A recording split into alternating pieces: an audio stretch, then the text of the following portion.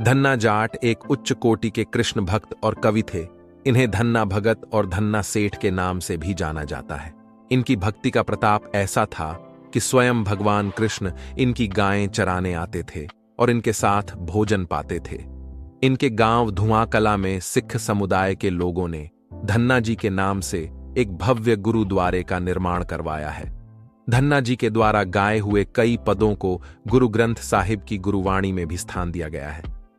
धन्ना सेठ का जन्म राजस्थान के एक जाट परिवार में 20 अप्रैल 1415 में हुआ था। इनके पिता खास तौर से खेती किया करते थे और माता गौ पालन करती थीं। कहानी की शुरुआत उस वक्त से होती है जब एक दिन धन्ना जी के परिवार के कुल गुरु, जिनका नाम पंडित त्रिलोचन था, तीर्थ यात्रा करके लौटे और कुछ दिनों के लिए धन्ना जी के घर पर ठहरे। पंडित त्रिलोचन शालिग्राम भगवान की सेवा पूजा किया करते थे। वे बड़े भाव से शालिग्राम शिला की सेवा करते, फूल अर्पित करते और उन्हें भोग लगाने के बाद ही भोजन ग्रहण किया करते थे। बालक धन्ना पंडित जी को यह सब करते हुए देखता था। उसे भगवान की सेवा बहुत पसंद आई। कुछ दिन बाद जब पंडित जी उनके घर से जाने लगे, तब धन्ना पंडित जी से शालिग्राम पत्थर लेने की जिद करने लगा और कहने लगा कि मुझे ठाकुर जी चाहिए। लेकिन पंडित जी ऐसे ठाकुर जी किसी को कैसे दे सकते थे? बालक धन्ना जी को उनके माता पिता ने बहुत समझाया, लेकिन वो नहीं माने। आखिर में यही हुआ कि ये तो छोटा सा बच्चा है, इसे क्या ही पता चलेगा कि आम पत्थर और शालिग्राम पत्थर में क्या अंतर होता है। अतः अगले दिन पंडित जी जब नहाने गए तो वहां से एक काला पत्थर ले आए और धन्ना जी से बोले कि मैं दो ठाकुर जी लाया हूं, एक बड्ढे वाले और दूसरा छोटे वाले, आपको कौन सा चाहिए? तब उन्होंने बड्ढा वाला ठाकुर जी मांग लिया, वही पत्थर जो वो नहाते वक्त लेकर आए थे। धन्ना जी को वही पत्थर शालिग्राम ठाकुर जी बताकर दे दिया। धन्ना जी गाय चराने खेतों में रोज जाया करते थे। ठाकुर जी को पाकर धन्ना जी बहुत खुश हुए और वे अपने साथ ही ठाकुर जी को भी रोज गाय चराने खेतों में लेकर जाने लगे। धन्ना जी की मां अक्सर उन्हें बाजरे की रोटी और गुद्द दिया करती थी। अतः धन्ना जी ने यह निर्णय लिया कि अब वो भी पंडित जी की ही तरह ठाकुर जी को भोग लगाकर ही खाना खाएंगे। उन्होंने जोर से आवाज लगाकर ठाकुर जी को भोग लगाया, लेकिन ठाकुर जी ने उनका भोग नहीं लिया। तब धन्ना जी ने यह फैसला किया कि जब तक ठाकुर जी प्रकट होकर उनका भोग नहीं लेते, वो भी खाना नहीं खाएंगे। जब ठाकुर जी ने भोग नहीं लगाया, तब धन्ना जी ने शाम को वह रोटी गाय को खिला दी। 3 दिनों तक ऐसा ही चलता रहा। न ठाकुर जी भोग लगाते और न धन्ना जी भोजन ग्रहण करते। चौथे दिन धन्ना जी की माता जी फिर से रोटी लेकर आईं तो धन्ना जी खेतों में जोर जोर से रोने लगे और ठाकुर जी से गुहार लगाने लगे। वे बोले, आप तो बड़े वाले ठाकुर जी हैं, आपको तो लोग रोज ही 56 भोग चढ़ाते होंगे, लेकिन मैं बालक 3 दिन से भूखा और परेशान हूं। आपको मुझ पर दया नहीं आती है क्या? मुझ पर दया करके ही थोड़ा भोग लगा लो, जिससे मैं भी कुछ खा सकूं, क्योंकि पंडित जी ने कहा है कि आपको खिलाए बिना कुछ भी मत खाना। इसलिए पहले आप आकर खा लो, उसके बाद ही मैं खा सकूंगा। धन्ना जी की भोलेपन से की गई प्रार्थना को सुनकर भगवान श्री कृष्ण साक्षात प्रकट हो गए। अपने ठाकुर जी को देखकर धन्ना जी बहुत प्रसन्न हुए। उन्होंने ठाकुर जी को मां की दी हुई बाजरे की रोटी, साग और गुड़ खाने को दिया। ठाकुर जी बड़े चाव से रोटी खाने लगे। 4 रोटियों में से 2 रोटी ठाकुर जी ने खा ली। जब ठाकुर जी तीसरी रोटी खाने लगे, तब धन्ना जी ने उनका हाथ पकड़ लिया और कहा, सारी रोटियां आप ही खा जाएंगे क्या? मुझे भी तो भूख लगी है, मैंने तो 4 दिनों से कुछ भी नहीं खाया। 2 रोटी आपने खा ली, अब 2 रोटी मेरे लिए छोड़ दो। ठाकुर जी मुस्कुराने लगे और बची हुई 2 रोटियां धन्ना जी ने खा ली।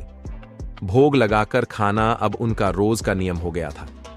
धन्ना जी जब गायें चराने जाते तो भोजन खेतों में जाकर ठाकुर जी के साथ ही करते। एक दिन ठाकुर जी ने धन्ना जी से कहा, तुम रोज मुझे रोटी खिलाते हो, मैं मुफ्त में रोटी नहीं खाना चाहता, इसलिए मैं तुम्हारा कोई काम कर दिया करूंगा। धन्ना जी ने कहा, मैं तो बालक हूं, केवल गायें ही चराता हूं, मैं आपको क्या काम बता सकता हूं। तब ठाकुर जी ने कहा, ठीक है, मैं तुम्हारी गायें ही चरा दिया करूंगा। उस दिन के बाद से ठाकुर जी धन्ना जी की गायें चराने लगे। एक दिन धन्ना जी ने ठाकुर जी से पूछा, आप मुझे अपने हृदय से क्यों नहीं लगाते हैं? तब ठाकुर जी ने कहा, मैं तुम्हारे सामने प्रत्यक्ष प्रकट हो गया हूं, लेकिन पूरी तरह से मैं तब मिलता हूं जब कोई सद्गुरु जीव को अपना लेते हैं। अभी तक तुमने किसी गुरु की शरण ग्रहण नहीं की है, इसलिए मैं तुम्हें अपने हृदय से नहीं लगा सकता। तब धन्ना जी बोले, मैं तो जानता ही नहीं कि गुरु किसे कहते हैं, फिर मैं किसे अपना गुरु बनाऊं? ठाकुर जी बोले, काशी में जगत गुरु श्री रामानंदाचार्य मेरे ही स्वरूप में विराजमान हैं। तुम जाकर उनकी शरण ग्रहण करो। ठाकुर जी के कहे अनुसार धन्ना जी ने काशी जाकर श्री रामानंदाचार्य जी की शरण ग्रहण कर ली। उस समय धन्ना जी की आयु 15-16 वर्ष के आसपास थी। श्री रामानंदाचार्य जी ने धन्ना जी को अपने शिष्य के रूप में स्वीकार कर लिया और उन्हें आदेश दिया कि अब तुम अपने घर चले जाओ। धन्ना जी बोले, गुरुजी, अब मैं घर नहीं जाना चाहता, तो आप मुझे घर जाने का आदेश क्यों दे रहे हैं? गुरुजी बोले, अगर तुम यहां रहकर भजन करोगे तो केवल तुम्हारा ही कल्याण होगा, लेकिन अगर तुम अपने घर जाकर खेती किसानी करते हुए, अपने माता पिता की सेवा करते हुए भजन करोगे तो तुम्हारे साथ कई जीवों का उद्धार हो जाएगा। गुरुजी के आदेश पर धन्ना जी घर लौट आए। इसके बाद जैसे ही धन्ना जी घर पहुंचे, ठाकुर जी ने उन्हें अपने हृदय से लगा लिया। घर आने के बाद धन्ना जी खूब संत सेवा करने लगे। जब भी उनके गांव में कोई साधु संत आते, धन्ना जी उन्हें अपने घर ले आते और बड़े प्रेम से उनकी सेवा करते, उन्हें भोजन खिलाते। संतों की सेवा करने के कारण अब उनके घर दूर दूर से साधु संत पधारने लगे। धन्ना जी उन सभी का बड़े प्रेम से सत्कार करते और उन सभी को भोजन खिलाते। एक दिन धन्ना जी के पिताजी ने धन्ना जी से कहा, देखो भाई, हम लोग गृहस्थ लोग हैं। यदि महीने में एक आध बार कोई साधु आ जाए तो हम उनकी सेवा भी कर दें और उन्हें भोजन भी करा दें, लेकिन तुम्हारी इन साधुओं से ऐसी दोस्ती हो गई है कि हर दूसरे दिन कोई न कोई साधु चला आता है और अपने साथ एक दो को और ले आता है। यह ठीक नहीं है। हम अपनी खेती बाड़ी का काम करें या इन साधुओं की सेवा करें। तुम तो अभी बालक हो, कुछ कमाते हो नहीं, तुम्हारा पालन पोषण भी हम ही करते हैं और ऊपर से तुम साधुओं को बुला लाते हो। इस प्रकार इन निठल्ले साधुओं की सेवा करना ठीक नहीं है। इसलिए एक बात कान खोलकर सुन लो, आज के बाद यदि तुम किसी साधु को घर लेकर आए तो मैं उन्हें घर में नहीं घुसने दूंगा। तुम्हें यदि साधु सेवा करनी है तो पहले कुछ कमाई करो, फिर अपनी कमाई से साधु सेवा करना। पिताजी की बात सुनकर धन्ना जी उदास हो गए और चुपचाप खड़े हो गए। तब पिताजी ने धन्ना जी को डांटते हुए कहा, आज के बाद किसी साधु को घर में लेकर मत आना। अब जाओ, खेतों में गेहूं बोकर आओ। खेत तैयार है, बोरी में बीज का गेहूं रखा है, इसे बैलगाड़ी में ले जाओ और खेत में बो दो। धन्ना जी ने बैलगाड़ी में गेहूं रख लिया और खेत में बोने चल दिए। धन्ना जी अभी थोड़ी दूर ही चले थे कि उन्हें मार्ग में 5-6 साधु संतों की टोली आती दिखाई दी। धन्ना जी ने बैलगाड़ी से उतरकर उन्हें साष्टांग प्रणाम किया। संतों ने धन्ना जी को आशीर्वाद दिया और पूछा, बेटा, इस गांव में धन्ना जी का घर कौन सा है? सुना है वे जगत गुरु श्री रामानंदाचार्य के शिष्य हैं और बहुत छोटी उम्र में ही उन्होंने भगवान का दर्शन प्राप्त कर लिया है। हम भी उनका दर्शन करना चाहते हैं। यह सुनकर धन्ना जी संकोच में पड़ गए और वे हाथ जोड़कर बड़ी विनम्रता से बोले, महाराज, मुझे ही लोग धन्ना भगत कहते हैं। संत बोले, भगवान ने बड़ी कृपा की, हम जिनसे मिलने आए थे वे यहीं मिल गए। निश्चित ही आप ऐसे ही भक्त हैं जैसा आपके विषय में सुना था। कितनी विनम्रता है आप में। चलिए आपके घर चलते हैं, वहीं बैठकर आपसे चर्चा करेंगे। धन्ना जी ने सोचा, अभी पिताजी ने साधुओं को घर लाने के लिए मना किया है। यदि मैं खेतों में बीज बोने के बजाय इन साधु संतों को घर ले गया तो पिताजी आसमान सिर पर उठा लेंगे और इन साधुओं को भी भगा देंगे।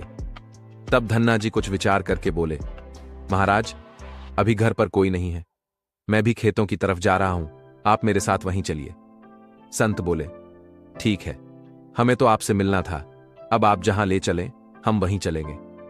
फिर धन्ना जी उन सभी को अपने खेत ले गए। खेत में एक पेड़ के नीचे बने चबूतरे पर साधुओं को बैठाकर बोले, महाराज, आप यहीं पर कुछ देर विश्राम कीजिए, तब तक मैं आपके भोजन की व्यवस्था करता हूं। और इतना कहकर धन्ना जी वहां से बैलगाड़ी लेकर चले गए। बैलगाड़ी लेकर धन्ना जी सीधे बनिए की दुकान पर पहुंचे और बैलगाड़ी में जो बीज वाला गेहूं रखा था खेत में बोने के लिए, उसे ही बनिए को बेच दिया और उससे दाल बाटी और चूरमा बनाने का सारा सामान खरीद लिया। सामान लेकर धन्ना जी खेत पहुंचे। वहां पर उन्होंने संतों के साथ मिलकर बहुत बढ़िया दाल बाटी और चूरमे का प्रसाद बनाया। भगवान को प्रसाद का भोग लगाने के बाद बड़े प्रेम से उन्होंने संतों को भोजन करवाया। इसी बीच भगवत चर्चा भी होती रही। संतों को भोजन करवाने के बाद बड़े प्रेम से उन्हें विदा भी कर दिया। संतों के जाने के बाद धन्ना जी सोचने लगे कि बीज वाले गेहूं को तो बेचकर संतों को भोजन करा दिया, अब खेत में क्या बोया जाए। अगर पिताजी से फिर बीज मांगने गया तो पिताजी बहुत नाराज होंगे। यह सोचकर धन्ना जी ने बोरियों में रेत भर ली और आसपास के लोगों को दिखाने के लिए उस रेत को ही खेतों में बोने लगे। धन्ना जी ने राम का नाम लेते हुए शाम तक बोरियों की सारी रेत खेत में छिड़क दी।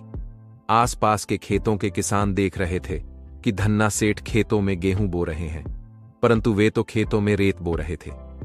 खेत में रेत बोने के बाद धन्ना जी बड़े प्रसन्न मन से घर की ओर चल दिए। वे सोचने लगे कि खेत में तो कुछ उगना नहीं है, तो देखभाल भी नहीं करनी पड़ेगी। घर पर पिताजी ने पूछा, खेत बो आए? धन्ना जी बोले, जी पिताजी, बो आया। कुछ दिन बाद धन्ना जी के पिताजी और गांव के कुछ बड़े बूढ़े लोग धन्ना जी के पास आए और बोले कि तुमने कैसा खेत बोया है? ऐसी फसल तो हमने अपने जीवन में आज तक नहीं देखी। ऐसा लगता है जैसे गेहूं का एक एक दाना नाप नाप कर एक समान दूरी पर बोया गया है और सारे ही दाने उग आए हों। इतनी सुंदर फसल तो हमने आज तक नहीं देखी। ये सब तुमने कैसे किया? धन्ना जी सोचने लगे कि जरूर ये सब उनको ताने मार रहे हैं। खेत में कुछ उगा ही नहीं होगा, इसलिए ऐसी बातें बोल रहे हैं। तब धन्ना जी ने स्वयं खेत पर जाकर देखा। वहां जाकर वे आश्चर्यचकित रह गए। उन्होंने देखा कि जिस खेत में उन्होंने रेत बोई थी वहां पर फसल उग आई थी, और वह भी ऐसी सुंदर फसल जैसी कि उन्होंने कभी नहीं देखी थी। फसल को देखकर धन्ना जी को भगवान की कृपा का एहसास हुआ और उनकी आंखों से झरकर आंसू बहने लगे। धन्ना सेठ जोर जोर से रोने लगे।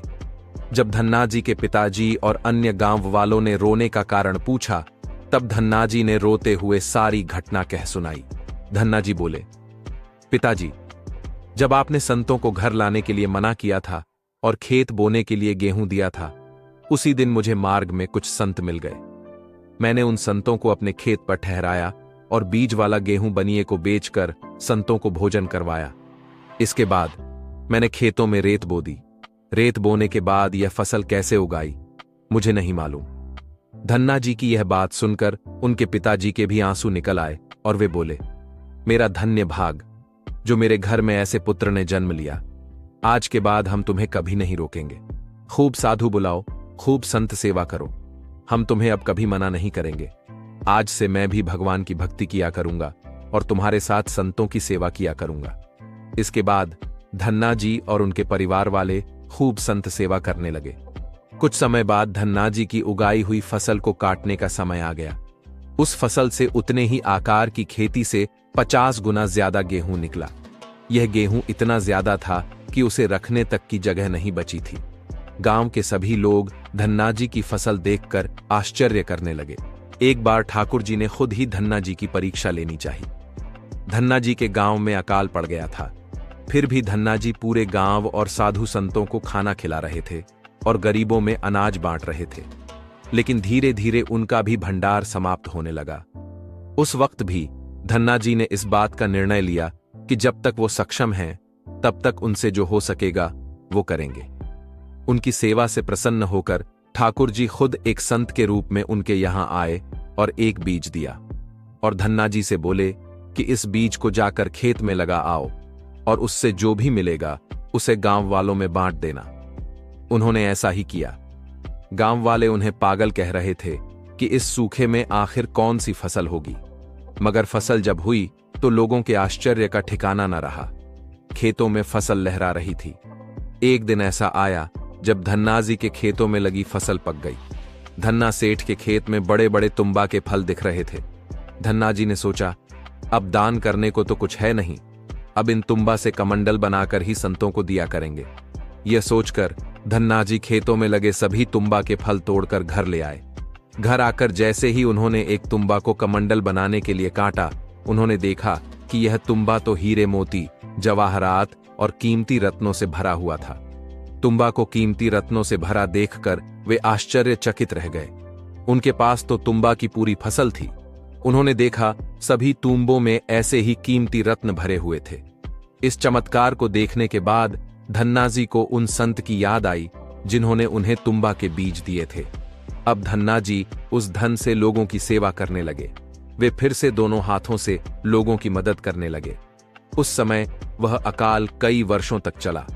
तब धन्नाजी ने अपने घर में और आसपास के कई गांवों में लंगर शुरू करवा दिया। आसपास के सैकड़ों गांवों के लाखों लोग वर्षों तक धन्नाजी के लंगर में तीनों समय भोजन किया करते थे। धन्ना सेठ ने अपने जीवन काल में कई मंदिर, बावड़ियां, तालाब और धर्मशालाएं भी बनवाईं और हर तरह से साधु संतों और जरूरतमंद लोगों की मदद की। लोग धन्नाजी को धन्ना सेठ कहकर बुलाने लगे। धन्नाजी जैसा धनी आज तक कोई नहीं हुआ। वे धन और मन दोनों के धनी थे।